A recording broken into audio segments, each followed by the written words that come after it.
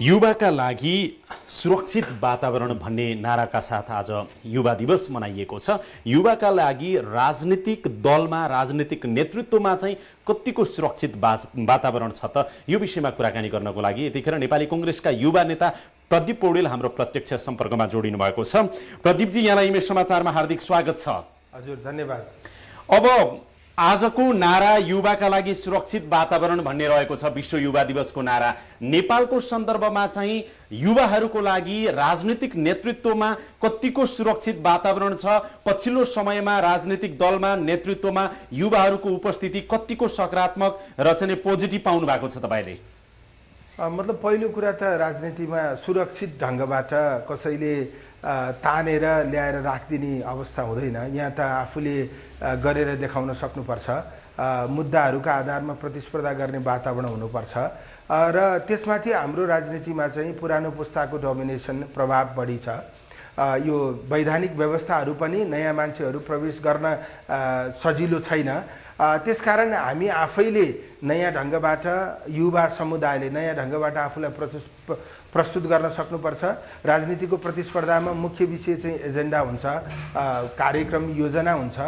त्यो योजना एजेन्डा कार्यक्रमलाई अलिकति फरक शैलीमा प्रस्तुत गर्न सकियो भने, अहिलेको आवश्यकतालाई अलि नयाँ ढङ्गबाट, वैज्ञानिक ढङ्गबाट बुझ्ने र त्यसअनुसारको समाधान दिन सकियो भने मलाई लाग्छ राजनीतिमा आउन धेरै गाह्रो छैन। तर सुरक्षित भन्नाले अघिल्लो पुस्ताले सजिलै छोडिदिएर, कुर्सी खाली गरिदिएर हामी गएर अथवा युवा पुस्ता गएर बस्न सक्ने अवस्था हुन्छ भन्ने मलाई लाग्दैन। राजनीतिको प्राथमिकता एजेन्डा हो, कार्यक्रम हो, योजना हो र त्यसको आधारमा प्रतिस्पर्धा गर्न सक्ने स्थिति। प्रदीपजी, अब त्यो योजना एजेन्डाहरू कतिको समाउन सकेका छ युवा नेतृत्वले? त्यो पार्टीभित्र त्यो एजेन्डाहरूलाई स्थापित गर्नको लागि उनीहरूको भूमिका कस्तो छ? तर भूमिका पछिल्लो समयमा हेर्दाखेरि त्यति सकारात्मक देखिँदैन, किन होला?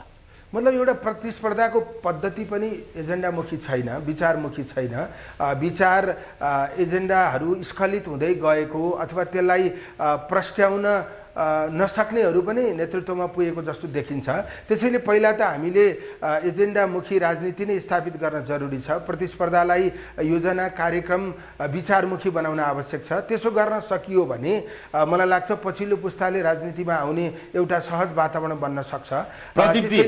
त्यसैले यसमा मास बेस पोलिटिक्स अथवा मास बेस पार्टीभित्र युवाहरू आउने एउटा परिस्थिति अलिकति बढी सहज हुन सक्छ। क्याडर बेस अर्गनाइजेसनभित्र, क्याडर बेस पार्टीभित्र युवाहरूको उपस्थिति चाहिँ अलिकति प्रभावकारी बनाउन अलिक गाह्रो छ। त्यसैले पार्टीहरूले आफूलाई मास बेस बनाउन जरुरी छ र सँगसँगै विचारका आधारमा प्रतिस्पर्धा गर्ने पद्धतिको विकास हुन सक्यो भने युवा पुस्ता अथवा नयाँ मान्छे राजनीतिमा स्थापित हुने एउटा अवस्था हुन सक्छ भन्ने मलाई लाग्छ। निर्णायक तहमा युवा नेतृत्व आउन नसक्नुमा पुरानो पुस्ताले आउन कति दिएन अथवा युवा पुस्ता आफै जान कति सकेन, बढी कुन हो? मतलब दुवै कुरा हो। मलाई के लाग्छ भने राजनीतिमा विचार प्रखरता मात्रै भएर हुँदैन। हाम्रो राजनीतिमा अरू विषयले पनि प्रभाव पार्छ। पुरानो पावर सेन्टर जोसँग चाहिँ आर्थिक चाहिँ पक्ष बलियो छ, चाहिँ उसको नेटवर्क राम्रो छ, उसले पार्टीलाई पहिल्यैदेखि चिनेको बुझेको छ भने त्यसलाई विस्थापित गर्न अत्यन्त गाह्रो हुन्छ। नयाँ पुस्ताले त्यो सबै कुरा जानिसकेको हुँदैन, उसँग आर्थिक पक्षबाट प्रतिस्पर्धा गर्न सक्ने हैसियत पनि हुँदैन, नेटवर्कको आधारमा प्रतिस्पर्धा गर्न सक्ने हैसियत पनि हुँदैन र उसले पहिल्यैदेखि परम्परागत आधारमा पार्टीलाई बुझेको पनि हुँदैन। त्यस हुनाले नयाँ मान्छे आउन एकदमै धेरै गाह्रो छ हाम्रो पोलिटिक्समा। र अर्को कुरा कस्तो, हाम्रो पक्षमा अथवा युवाको पक्षमा बाट कुरा गर्दा चाहिँ हाम्रो त्यो समूह, युवा समूह भनेर जसलाई भनिन्छ, त्यो राजनीतिमा अत्यन्त बढी निरपेक्ष छ। राजनीतिप्रति उसले वास्तै गर्दैन, अझ भन्दा उसले घृणा गर्छ। त्यसैले उसको प्राथमिकताको विषय राजनीति पनि बनिरहेको छैन।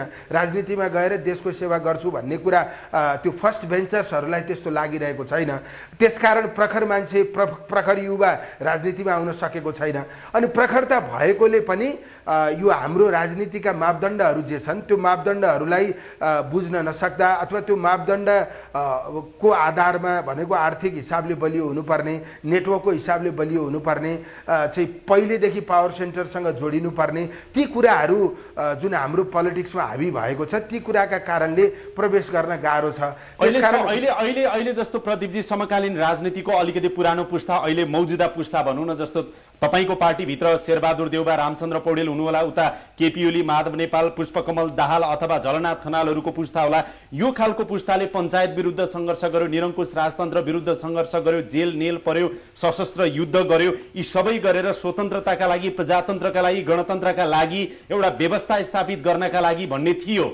अब तपाईहरूको लागि चुनौती राजनीतिक अभियान सञ्चालन गर्न अबको युवा नेतृत्वको चुनौती चाहिँ के हो भन्ने लाग्छ? किनभने व्यवस्था त स्थापित भइसकेको छ।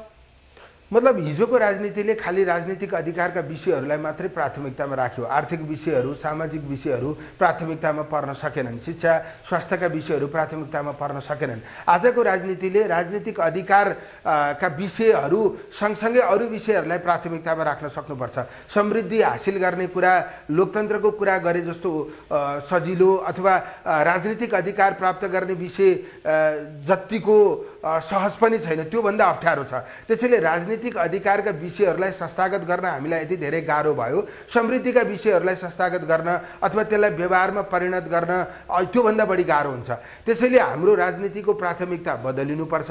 नयाँ नयाँ विषयहरू राजनीतिक मञ्चहरूमा बहसका रूपमा आउनुपर्छ र मुख्य गरी अब हामीले राजनीतिक अधिकारको पक्ष मात्रै होइन, समृद्धिको विषय, आर्थिक विषय, अरू सामाजिक विषयहरूलाई हामीले एजेन्डा बनाउन सक्नुपर्छ। एजेन्डामा प्रखर ढङ्गले हामीले बहस गर्न सक्यौँ, नयाँ कुराहरू ल्याउन सक्यौँ भने पुरानो पुस्ताभन्दा नयाँ पुस्ता त्यो विषयमा अलि बढी प्रखर छ। त्यसैले राजनीतिमा नयाँ पुस्ताको स्थान हुन सक्छ। प्रदीपजी, हजुर, युवाका लागि सुरक्षित वातावरण भन्ने आजको युवा दिवसको नारा रहेको छ।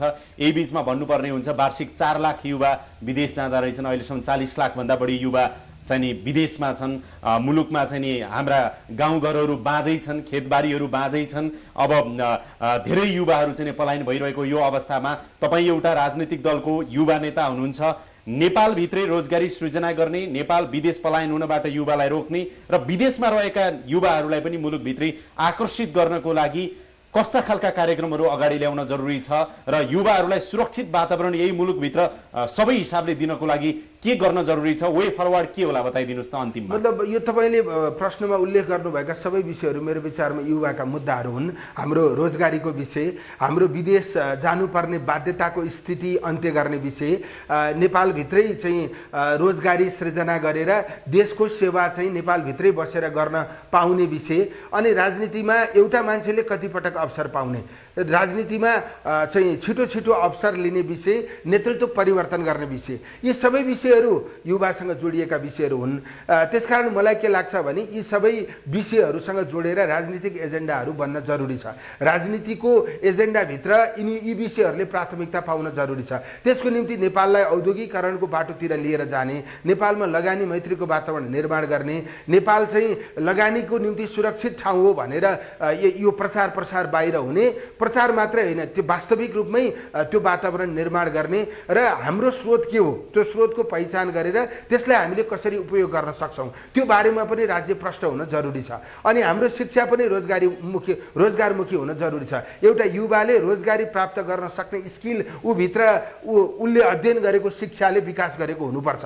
यो सबै पक्षलाई हामीले प्राथमिकतामा राख्न सक्यौँ। राज्यको तर्फबाट यी विषयहरूमा लगानी वृद्धि गर्ने, चासो देखाउने, नीति निर्माण तहमा यी विषयहरूलाई अगाडि राखेर नीति बनाउने परिस्थिति बन्न सक्यो भने चाहिँ हामीले नेपाली युवाहरूको विद्यमान समस्याहरूलाई समाधान गर्न सक्छौँ। तर अहिले त सबै कुरा प्रतिकूल बन्दै गएको छ। नयाँ सरकारसँग धेरै आशाहरू थियो, धेरै अपेक्षाहरू थियो। यो संविधान बनेपछि देश अर्कै बाटोतिर जान्छ हामीले आशा गरेका थियौँ। तर पछिल्लो दिनहरूमा नेपाल संसारमा सबैभन्दा बढी कर लिने देशका रूपमा चिनिने खतरा बढेर आएको छ।